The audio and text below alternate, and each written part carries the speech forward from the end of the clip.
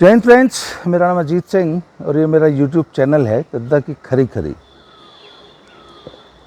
नाम रखा है खरी खरी, पर जब खरी खरी बोलता हूँ तो कुछ लोगों को बहुत बुरा लगता है और कुछ लोगों को ये भी बड़ी प्रॉब्लम है कि पॉलिटिकल मुद्दों पे मैं क्यों बोलता हूँ। बात यह साहब कि भारत जैसे देश में अगर आप पॉलिटिकल मुद्दों पे बोलना बंद कर देंगे ना तो ये वैसा ही हो जाएगा जैसे बिल्ली जो है उसके आने पे कबूतर आंख बंद कर ले। बोले आंख बंद है, हमें तो कुछ दिख ही नहीं रहा। कबूतर ये बोल रहा है कि आप बिल्ली को क्यों देखते हो हैं? अरे साहब, बिल्ली रहेगी, आप देखो चाहे ना देखो। आप बिल्ली को चाहे जितना नकार लो, बिल्ली के अस्तित्व को जितना मर्जी नकार दो, बिल्ली तो सामने रहेगी, वो तो झपट्टा मारेगी और आपकी गर्दन ले जाएगी। इसलिए भैया, you can not avoid the बिल्ली, क्योंकि यू आर अ कबूतर। बिल्ली को देखते रहो और मौका पाते ही उड़ जाओ, नहीं तो बिल्ली किसी के रिश्तेदार, किसी कबूतर की रिश्तेदार नहीं है बिल्ली। इस राजनीति पे नज़र रखो, तभी इससे बच पाओगे। तो आप लोगों को जो ये शिकायत रहती है ना कि आप राजनीतिक मुद्दों पर क्यों बोलते हो और दुनिया भर का ज्ञान है वो पे लो, पर राजनीति पे मत बोलो एक भी अक्षर। भैया, आज की तारीख में देश में और समाज में राजनीति को आप अवॉइड नहीं कर सकते, इसलिए राजनीतिक चर्चा सुनने की तो आदत आपको डालनी पड़ेगी। अब साहब हुआ ये है कि यूपी की एटीएस, एंटी टेररिस्ट स्क्वाड ने 2 दिन पहले 2 आतंकवादी गिरफ्तार किए हैं। अब हालांकि हमारे बड़े बुजुर्ग सयाने ये कहते हैं कि साहब आतंकवाद का कोई धर्म नहीं होता। सही बात है साहब, आतंकवाद का कोई धर्म नहीं होता, पर आतंकवादियों का होता है। आतंकवादी का एक धर्म होता है। और बात यह है साहब कि आखिर सभी आतंकवादियों का पूरी दुनिया में जो पकड़े जा रहे हैं उसमें से 99.99% आतंकवादियों का यही एक धर्म क्यों है? ये सवाल तो बनता है ना। अब आप कहोगे नहीं नहीं, ये सवाल क्यों पूछ रहे हो आप, राजनीतिक सवाल है ये साहब। ये तो नहीं साहब, ये राजनीतिक सवाल नहीं है, ये आपके और मेरे अस्तित्व का सवाल है। अगर इस सवाल का जवाब नहीं मांगोगे तो जिंदा नहीं रहोगे। तो साहब 2 आतंकवादी एटीएस ने पकड़ लिए, दोनों एक ही धर्म के हैं। अब साहब हमारे 22 में बाइसिकल वाले टिप्पू भैया अखिलेश यादव जी ने बोल दिया नहीं नहीं, हमें यूपी पुलिस पे भरोसा नहीं है, ना हमें बीजेपी पे भरोसा है, हमें बीजेपी की पुलिस पे भरोसा नहीं है। तब अखिलेश जी, एक तो यार ये कब तक चोरों, गुंडों और ये आतंकवादियों का समर्थन करोगे? अच्छा एक बात है, हम ये भी जानते हैं कि आप इन चोरों, गुंडों का और आतंकवादियों का समर्थन क्यों करते हो। ये किसी से छुपा नहीं है। वो 2 आतंकवादी आपके रिश्तेदार नहीं लगते, आपके साले नहीं लगते वो, पर जिनके साले लगते हैं ना, वो ये भी हमें मालूम है कि ये 2 आतंकवादी किसके रिश्तेदार थे। तो सब आप ये कह के कि मुझे यूपी की पुलिस पर भरोसा नहीं है, सर आप तो सरेआम आतंकवादियों के साथ खड़े हो गए। इससे पहले पिछली सरकार में याद है, एक बार आप कह रहे थे कि हम सभी आतंकवादियों के खिलाफ जो मुकदमे हैं वो वापस लेंगे।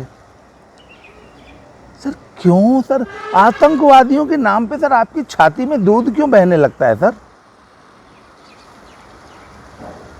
सर कुछ दिन पहले आपने वो विकास दुबे जब मरा था, उसकी गाड़ी पलटी थी, तब भी आपने बड़े सवाल किए थे, ओ ये विकास दुबे मार दिया। सर विकास दुबे से क्या रिश्तेदारी है आपकी? सर आप क्यों चाहते हैं कि विकास दुबे जैसे लोग जिंदा रहें? अच्छा, विकास दुबे जैसे गैंगस्टर की तरफदारी करके आप सिद्ध क्या करना चाहते हैं? सर एक आदमी जो सरेआम पुलिस छापा मारने आए पुलिस दल पे सरेआम अटैक करके अपने गांव में घेर के सारे रास्ते बंद करके पुलिस की गाड़ी के पीछे जेसीबी लगा के रास्ता बंद करके 8 पुलिस वालों को, जिसमें कुछ इंस्पेक्टर्स हैं, कुछ एक सीओ है, उसको मार देता है, गोलियों से भून देता है और ऐसे अटैक करता है जैसे फौज करती है, चारों तरफ से छतों के ऊपर से घेर के मारा। तो ऐसे आतंकवाद, ऐसे दुर्दांत अपराधी का जो इतना दुस्साहसी है कि वो पुलिस बल पे ऐसे अटैक कर रहा है और 8 लोगों को ऑन द स्पॉट मार रहा है, सर उसका आप समर्थन कर रहे हैं? आप चाहते हैं उसकी गाड़ी न पलटे? उसका एनकाउंटर क्यों कर दिया योगी जी की पुलिस ने? मतलब पहले तो आप ये बता दो, आप आतंकवादियों के साथ हो, आप इन अपराधियों के साथ हो, या आप प्रदेश की जनता के साथ हो? अच्छा सर, हमें ये भी मालूम है कि आप विकास दुबे जैसे गैंगस्टर का समर्थन करके उसके लिए घड़ियाली आंसू बहा के आप किस वर्ग को इम्प्रेस करना चाहते हैं, किस वर्ग को अपनी तरफ करना चाहते हैं? सर ऐसे घटिया, गंदे, टुच्चे, 2 कौड़ी के अपराधियों का समर्थन करके आप राजनीति करेंगे? सर 22 में बाइसिकल अपराधियों के समर्थकों के वोट बैंक से चलेगी ना 22 में बाइसिकल? सर मुझे एक बात मालूम है, जब से योगी जी की सरकार आई है लगभग 34,000, एग्जैक्ट नंबर बता दूं सर, मार्च 2021 तक 36,990, 37,000 लोगों पर, गुंडों पर, बदमाशों पर, माफियाओं पर गैंगस्टर एक्ट लगा के उनको जेल में बंद कर दिया जा चुका है। 37,000 गैंगस्टर जेल में बंद हैं। 4,000 से ऊपर के तो पैरों में गोली मार दी। 117 से ज़्यादा एनकाउंटर तो पिछले साल हो चुके थे, जिनको जिंदा बिल्कुल जान से ही मार दिया। और पैरों में कितनों की गोली मारी, इनकी तो गिनती नहीं है। कितने प्रदेश छोड़ के भाग गए, नेपाल में, बिहार में या अन्य प्रदेशों में किसी तरह जान बचा के घूम रहे हैं। मुख्तार अंसारी जैसे यूपी छोड़ के पंजाब भाग गए थे। अखिलेश जी, तो बाबा ने ना, योगी जी ने प्रदेश में गुंडे, माफियाओं, आतंकवादियों का ये हाल कर रखा है। आपके बहुत दर्द हो रहा है सर, आपके तो बवासीर उभर आई है, आप खून फेंक रहे हो सर कि हाय आतंकवादी क्यों मार दिए, हाय। आपको बड़ा मानवाधिकार याद आ गया सर। गुंडों को जब योगी जी की पुलिस गोली मार रही है, सर आपके राज्य में पता है क्या होता था? आपने किस गुंडे को प्रश्रय नहीं दिया, आपने और आपके बाप ने? सर लिस्ट गिनाऊं, एक छोटी सी लिस्ट मेरे पास है सर। मुख्तार, अतीक, मुन्ना, बजरंगी, ये तो आपके दत्तक पुत्र थे सारे। सर ददुआ याद है? निर्भय गुजर याद है? अपने बाप से पूछना जरा, अपने चाचा से, और टूटी उंगली वाले शिवपाल यादव से पूछना कि निर्भय गुजर और ददुआ से आप लोगों का क्या संबंध रहा है। सर अपने चाचा से कभी पूछा आपने कि चाचू ये उंगली कैसे टूट गई? आपको मालूम है शिवपाल यादव की ये बीच वाली उंगली टूटी हुई है। कैसे टूटी उंगली याद है? सर पूछना चाहिए ना आपको अपने बाप दादाओं से, अपने चाचा से कि चच्चू ये उंगली आपको मालूम है? वीपी सिंह के भाई साहब का 80 के दशक में जब डाकुओं ने मार दिया था ना, वीपी सिंह के भाई, वीपी सिंह जो कि मुख्यमंत्री थे और कांग्रेस वाले नेता थे जिन्होंने बाद में जनता दल बनाया था, वो जो प्रधानमंत्री बने थे, जब वो यूपी के मुख्यमंत्री थे, 82 के आसपास की बात है सर। तो उनके सगे भाई को, विक्रम सिंह जी उनका नाम था, वहीं चित्रकूट साइड में ना डाकुओं ने उनके भाई को मार दिया, तो उन्होंने दस्यु उन्मूलन का अभियान चलाया था। तो जिन डाकुओं को और उन सफ़ेद पोश लोगों को जो इन डाकुओं का को प्रश्रय देते हैं, उन सब की सूची बनी थी, नेता, सफ़ेद पोश और जो खुद डाकू हैं और जो इन्हें डाकू पाल रखे हैं, या जो लोग जो नेता लोगों को डाकू बनाते हैं। तो सर उसमें आपके बाप का भी नाम था। सर पुलिस रिकॉर्डर उठा के देख लेना कि डाकू पैदा करने वाले, डाकू बनाने वाले और डाकुओं को पालने वाले लोगों में जो नेता थे, उनमें आपके बाप का और आपके चाचा का नाम था। और सर आपके घर की कुड़की आई थी, आपको खोजा जा रहा था, आपके बाप को और आपके दादा को। तो वो तो किस्मत अच्छी थी, मिले नहीं। और आपके मालूम है, एक बार आपके चचा ये सतपाल जादव एक बार पुलिस के हत्थे चढ़ गए थे। पता है कैसे चढ़े थे? पुलिस रोज आपके घर जाती थी, उसी सफाई में। अपनी दादी से पूछना जरा, मम्मी तो आपकी रही नहीं, तो आपकी दादी के पास रोज पुलिस जाती थी। कहाँ है सिप्पाल? बोला सिप्पा हमें नहीं पता, हमें 4 दिन गई, 5वें दिन उन्होंने मुखबिरों ने खबर दे दी कि वो जो मक्खी का खेत है ना, उसमें छुपा बैठे है सिप्पाल जादव। तो वो एसपी साहब जो थे ना, नाम नहीं ले रहा हूँ उनका जानबूझ के, वो आर्मी के रिटायर्ड थे। उनने जाके आपके चचा को घेर लिया। आपके चचा ने भागने की कोशिश की, ने उठा के पटक दो। तब तक साहब डीएम साहब भी वहीं उसी फोर्स में शामिल थे। डीएम साहब ने कहा एनकाउंटर मत करो, एनकाउंटर मत करो। तो उन्होंने कहा एनकाउंटर बस चलो नहीं मारते, नेता थे ना। तो उन्होंने कहा पर कुछ तो तोड़ेंगे साले का। तो आपके चचा की ऐसे उंगली पकड़ के ना, ऐसे पूरी ये उंगली ऐसे पकड़ी थी एसपी साहब ने, और यहाँ से ये टच कर दी थी यहाँ। और जब कड़क से टूट गई ना, तो ऐसे ऐसे जैसे कपड़ा निचोड़ते ना, ऐसे करके ऐसे उंगली ऐसे पकड़ के निचोड़ दी थी, मतलब घुमा दी थी बिल्कुल। आज तक नहीं जोड़ी सर। अपने चचा से पूछ लेना, चच्चू ये ऐसी ऐसी बात हो रही यूट्यूब पे आपके बारे में, ये बात सही है या गलत है? ये आपकी उंगली कैसे टूटी थी? चच्चू बता देंगे। अभी जब होगी ना गठबंधन करने आओगे ना, जाओगे ना चच्चू के पास, तब ये जरूर पूछना ये उंगली कैसे टूटी थी। तो सर आप खानदानी डाकुओं के पालने वाले हो, आज का नहीं है, ये डीएनए में है आपके। उन्मूलन, दस्यु उन्मूलन के लिस्ट में आपके खानदान का नाम रहा है, आज बता रहा हूँ आपको। आगे सुनो फिर, और ऐसा कौन सा माफिया दस्यु है जिसको आपने और आपके खानदान ने नहीं पाला? निर्भय गुर्जर का नाम बता दिया, ददुआ का नाम बता दिया। ददुआ को जब एसटीएफ ने मार दिया तो उसके बेटे को एमएलए बनाने का काम किसने किया? आपने, आपकी पार्टी ने। आगे सुन लो सर, अमरमणि किसके राज में, किसके प्रश्रय से? कांग्रेस का तो सर वो तो है ही ना, वो तो गंगोत्री है। उसके बाद गंगोत्री से जब पानी बह के आया आपके राज में, तो अमरमणि का जो पैरेलल गवर्नमेंट चलती थी और अमरमणि का जो दरबार लगता था जेल में, सर किसके राज में लगता था? आपके राज में लगता था सर। सिंहासन पे बैठता था जेल में अमरमणि, और ये मुख्तार अंसारी और ये अतीक। दरबार लगते थे इनके, 100 लोग रोज मिलने आते थे, 20 किलो बर्फी लगती थी इनके, और ये जेल से फ़ोन करके अपना पूरा माफिया तंत्र चलाते थे जेल से आपके राज में। और बताऊं सर, आपने किन लोगों को? डीपी यादव सर, किसकी पार्टी का आदमी था? डीपी यादव को इतना बड़ा गैंगस्टर किसने बनाया? आपके पिताजी के संरक्षण में ना।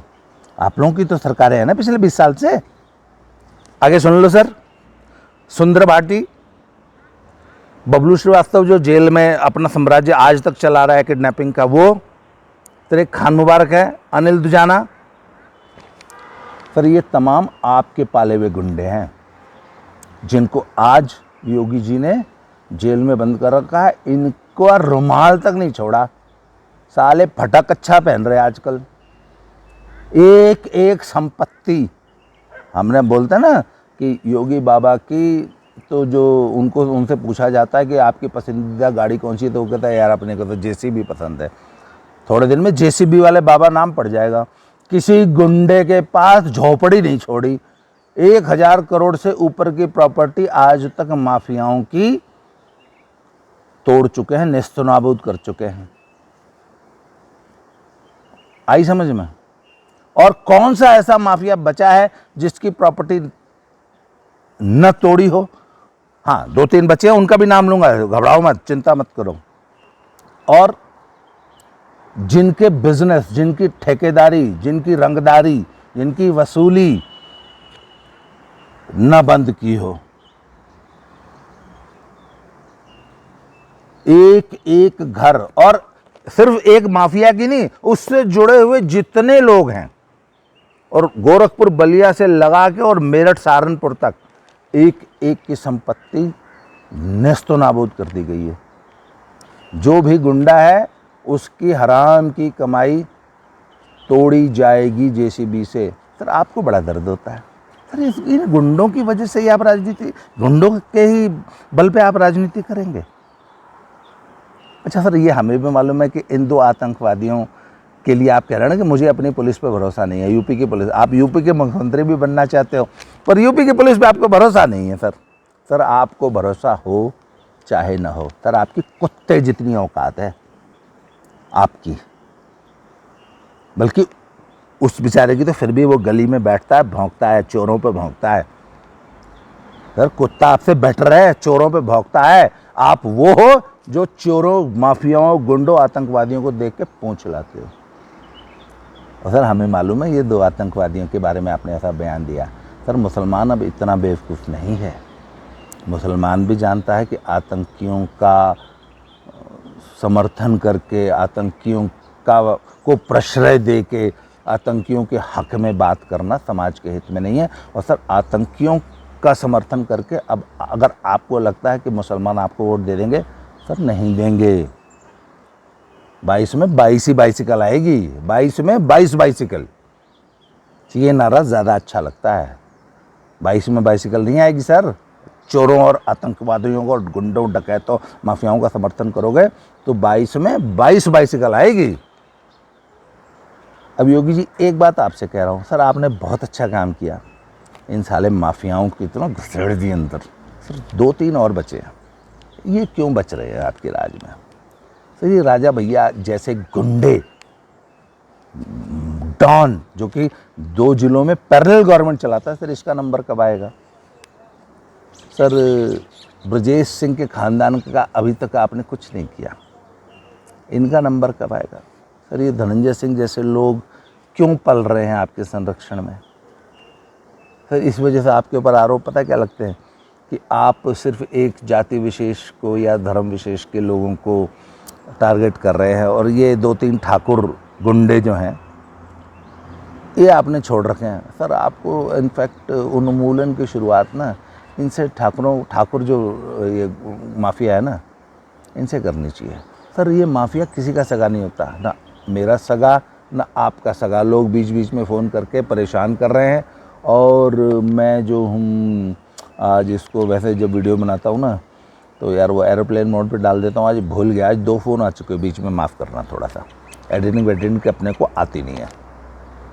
खैर, तो सर अगले चरण में ना ये जो 2-3 आपके हमारे जो बिरादर है ना, ठाकुर डॉन, इनको भी रगड़ दो सालों को, तो इससे तो आपके ऊपर आओ। और सर ये एक बात बताऊं, आप इनको क्यों पाल रहे हो? सर इनकी वजह से एक भी वोट नहीं मिलता है, इनके पास कोई वोट नहीं बचा सर। पब्लिक अब इनको कुत्ते जितना भी नहीं पूछती, इनके पास कोई वोट बैंक नहीं है सर। ये आपकी कोई राजनीतिक मदद नहीं कर सकते, और आपकी कोई हंग असेंबली तो आने नहीं जा रही कि एक एमएलए कीमती होगा। सर इन सालों की कोई औकात नहीं है। सब बाकियों को छोड़ो, अब इनको रगड़ो, इनके जेसीबी फोड़ो, इन सालों को बुलडोजर के नीचे लो। सर असल में देश, राज्य में, आपके यूपी में रामराज तो तब आएगा। सर आपने बहुत अच्छा काम किया योगी जी, बस ये 3-4 जो है ना, इनको भी रगड़ दो,